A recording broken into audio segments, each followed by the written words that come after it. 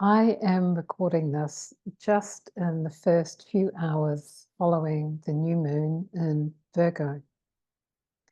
And if you're anything like me, I always set my intentions not directly on the new moon, but usually within the first few days after the new moon.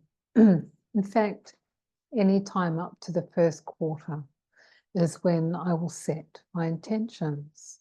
And part of setting the intentions is I look at what is in the new moon as potential messages or hints for me to focus my intentions.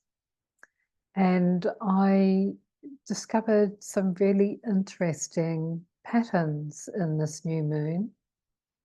If you are an astrology lover or astrologer that regularly tunes into other astrology readings, you will know that this has been a pretty packed new moon chart. And I am hoping that what I've uncovered from the chart is a complement and adds to the information that other astrologers have covered. So it's not meant as a substitute for other astrologers' readings of the chart, but rather a complement to their readings. So let's get started. As always, I start with the sun and the moon conjunction, which is what creates a new moon. And for those of you who haven't watched one of my analyses before, I always use the titles given to the main planets within astrology that are used by Douglas Block and Demetra George in their workbook called Astrology for Yourself. They call the sun the creator and the moon the sustainer. And the other titles that I give in here also come from that book. So I'm starting with the sun and moon position, which is at Virgo 11 degrees and 4 minutes. And as with my other moon videos, I look at the Sabian symbols.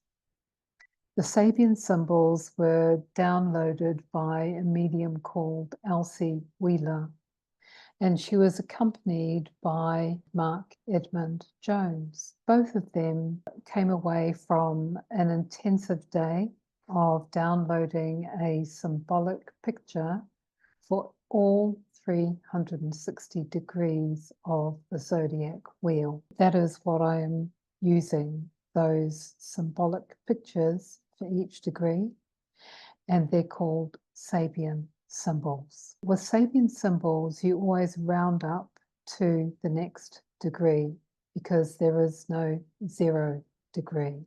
So for this new moon, the Sabian symbol is Virgo 12. After the wedding, the groom snatches the veil away from his bride. This is taken from a Sabian symbol website by James Burgess, and his site is called jamesburgess.com. And you can go to his website for the full write-up of this symbol. He summarizes it with a one word of initiation and the headline of unveiling the mystery of all types of intimate relationships. So that is the symbolic overall picture for this new moon. I study patterns and aspects. Aspects I like to describe as conversations that are going on between the planets. And in this case, it's a conversation going on between the sun and moon that are together and Mars. And it is the tightest aspect, and it's called a quintile. It's a 72-degree aspect, and it's an aspect of conscious creativity. The quintile is known as an aspect of conscious creativity. And there's only 7 minutes from being exactly a 72-degree conversation. This conversation is to Mars, and Mars is sitting at Gemini 29. The tightest conversation from the Sun and Moon is to Mars, and it's the joy of a fresh start and what makes us excited about life. This then connects to Pluto. When I'm looking at these conversations, I'm looking at some of the tightest conversations that there are. When you look at Mars at Gemini 2856, is only just over a degree in orb to Pluto at Capricorn 2958. So that's a pretty tight conversation. Anything up to 3 degrees in orb is considered a tight aspect. So this at just over 1 degree is tight. Pluto is known as the transformer and Lord of the Underworld. He is sitting at Capricorn 30, is a secret meeting of men responsible for executive decisions in world affairs. And Pluto, usually in a country chart, represents the government. So it's interesting that Pluto is sitting at this degree of Capricorn. And it would be interesting to look at some country charts to see where this falls in their chart. What James has given here as the headline is highest level of social influence and accepting the need for high-level management and collective affairs. I then looked to see whether there was a Yod, or finger of God, finger of Gaia, finger of fate. And sure enough, there is. And the connecting point is Pallas Athene, or Athena, the goddess of wisdom. She's also known as the strategist and a recognizer of patterns. So wisdom, strategy, and creative intelligence makes up the third point in this Yod pattern. And the goddess of wisdom is sitting at Scorpio 29. Prayer as a force that brings peace and intense emotional focus.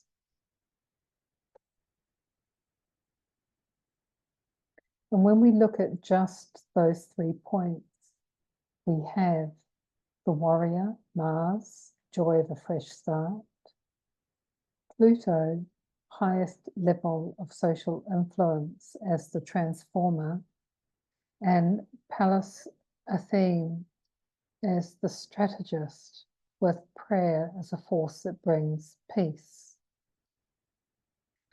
With the Yod pattern, you want to be looking at where the point is. In this case, where Mars is in your chart, for that is where the finger is pointing, and that is what some describe as the point of destiny.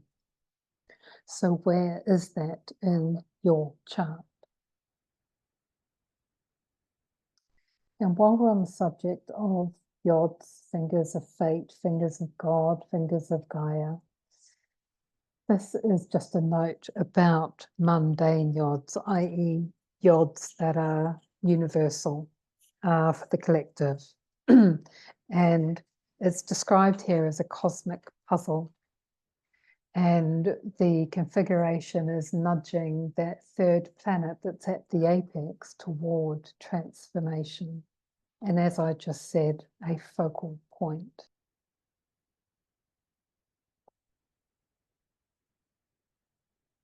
Next, I just wanted to highlight that there is a minor grand trine that a number of astrologers have talked about. And the reason they've spoken about it is because it is a harmonious pattern between some of the slowest moving planets in astrology, 3 of the slowest. And so we're going to have the influence of this harmonious pattern in the sky for some time. So I just wanted to point that out and illustrate it here, because it also is a starting point for the other fingers of fate that I have found in this new moon chart. The base of the finger is Pluto the transformer, Neptune the mystic, and going to Arachne, which, as the name sounds like, is like spider, right? But not spider as in horror, but when you think of a spider and the complexity and beauty of a web that it will weave. And this is what's given as the influence of Arachne in the chart, is creativity, inspiration, and imagination. And when you look at how close Arachne is in all, so Arachne is sitting at Leo 28 degrees and 12 minutes, which is less than a degree of exactitude with Neptune, and just over a degree of exactitude with Pluto. And she's sitting at, I'm going to call her a she because I'm thinking of grandmother spider. She's sitting at Leo 29. Motivation to manifest dreams. Wow. So the weaver, I've called her the weaver, by the way, because that's the archetype that's springing to mind for me.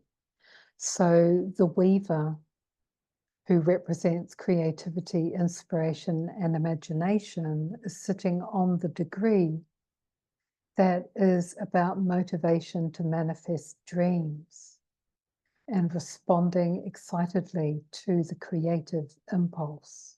Wow, that's a really encouraging sign in the sky, a point of destiny, a point of creative, inspirational, and imaginal destiny. So when we look at this finger of fate on its own, we have the weaver and the motivation to manifest dreams at the apex.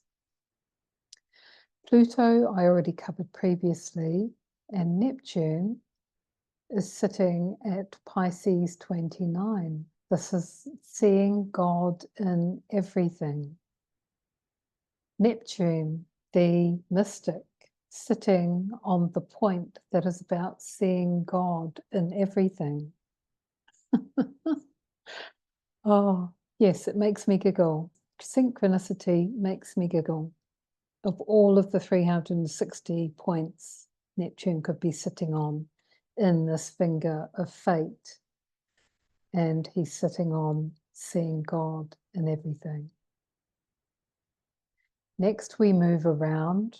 We're moving around the wheel in a counterclockwise direction. And this is the other arm of this minor grand trine that I spoke of between 3 slow-moving planets. And this arm is between Neptune, Uranus, and it points to Adonis. Again, Adonis is less than a degree of exactitude in quincunx with Uranus, and then just over a degree of exactitude with Neptune. And I have called Adonis the magnet because he represents beauty, attraction, and magnetism. And he's sitting at Libra 28.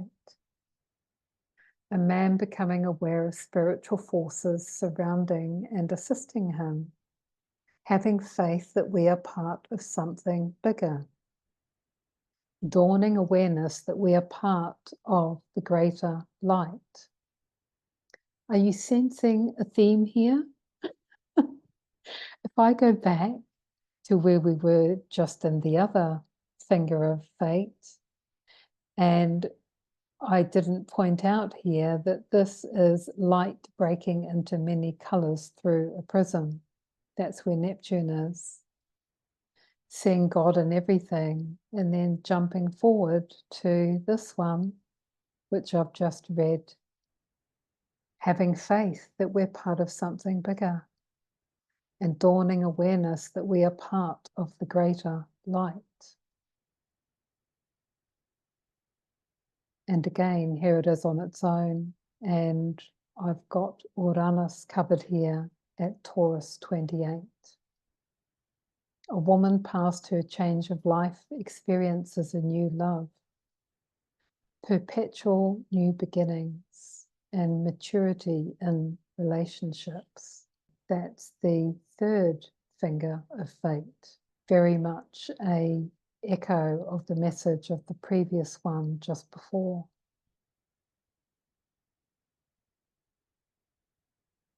And now we have the fourth, which is going around again between Mars and Arachne. So the warrior, the weaver, the transformer, and now Pluto as the transformer is at the point of this finger, the highest level of social influence.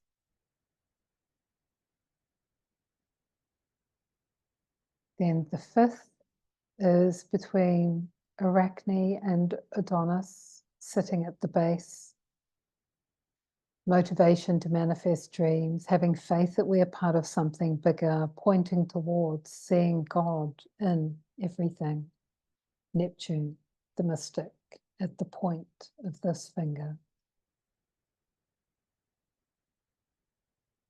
So we have 5 fingers of fate.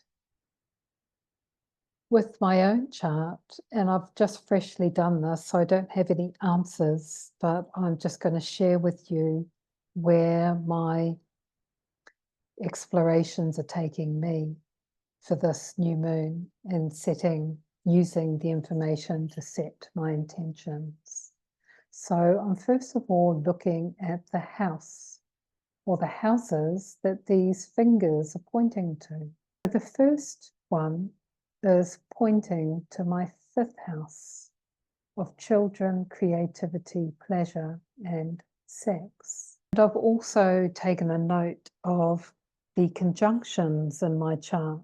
It's not at the point, it's not where Mars is, but where Pallas is exactly to the degree and minute on top of my own natal Neptune.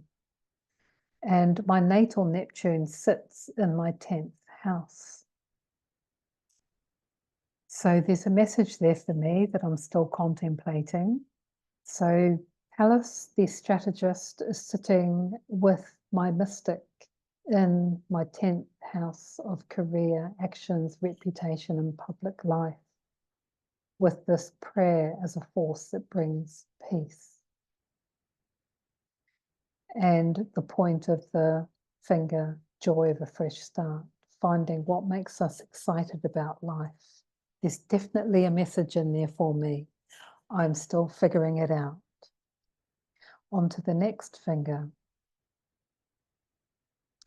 which is pointing into my 7th house of relationships. So Arachne, motivation to manifest dreams, is in my 7th house of relationships and partnerships. Time to weave a new relationship or partnership, maybe. What is Arachne weaving, or where is Arachne weaving in your life? Then the 3rd finger is pointing, so Adonis is pointing into my 9th house of travel, foreign things, education, and religion. Having faith that we are part of something bigger, and awareness that we're part of the greater light is in my 9th house. Interesting. Again, I'm still processing what this might mean. And the 4th finger, Pluto. Pluto is pointing into my 12th house. Highest level of social influence, the transformer in my 12th house of enemies, sickness, loss, and seclusion. That's the Hellenistic or traditional astrological meaning of the 12th house. It's also the house of self-undoing, the house of secrets, or can be secrets. There's also another house that has secrets, but yeah, this is like the unseen. So again, I'm still processing what this finger of fate might mean, with the warrior and the weaver at the base pointing to the transformer into my 12th house.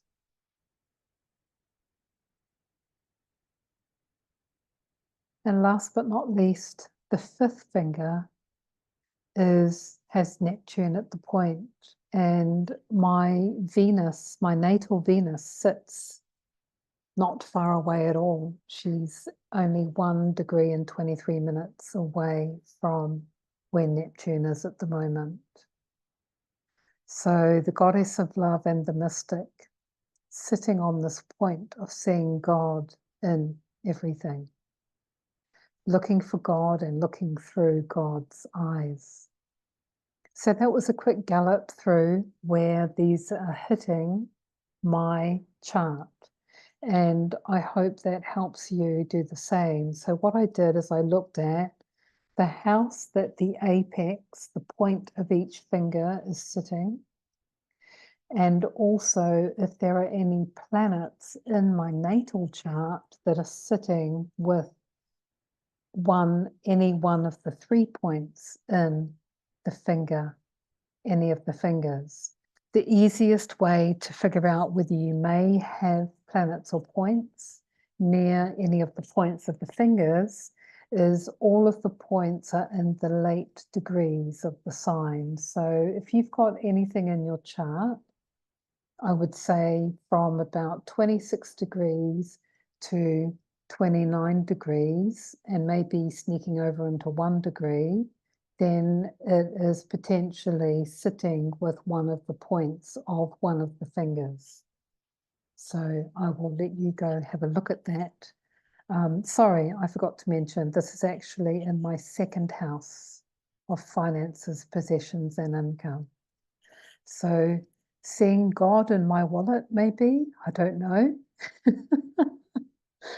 Again, I am still interpreting this for myself, but I wanted to get this shared out so you could do the same and have enough time before the first quarter moon to integrate these messages into whatever your new moon intentions might be. Here we have the pattern that's formed from the 5 fingers of fate. And speaking of prisms and light, I've created a light song for this pattern. And these are the waves of light, colored energy.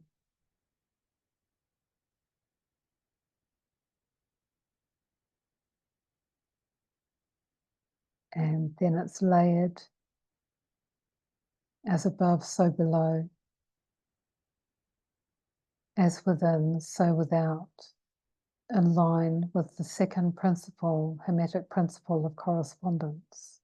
And this makes a light song, which will play for a couple of minutes so you can use it as a meditation tool and something to contemplate and consider your intentions for this moon cycle while you're contemplating this light song that has the energies of these 5 fingers of fate, God, Gaia.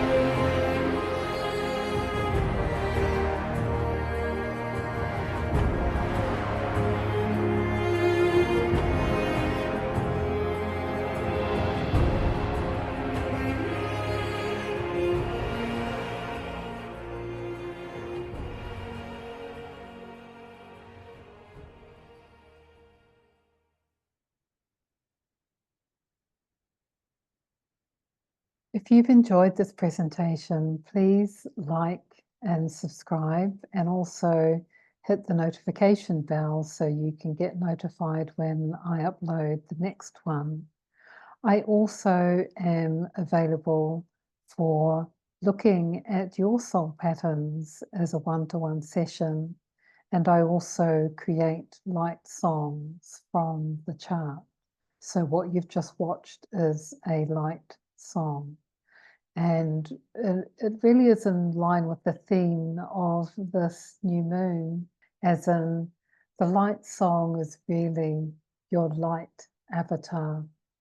It is you as a light fractal, as a piece of God. With so much love from my heart's light to yours, thank you for watching.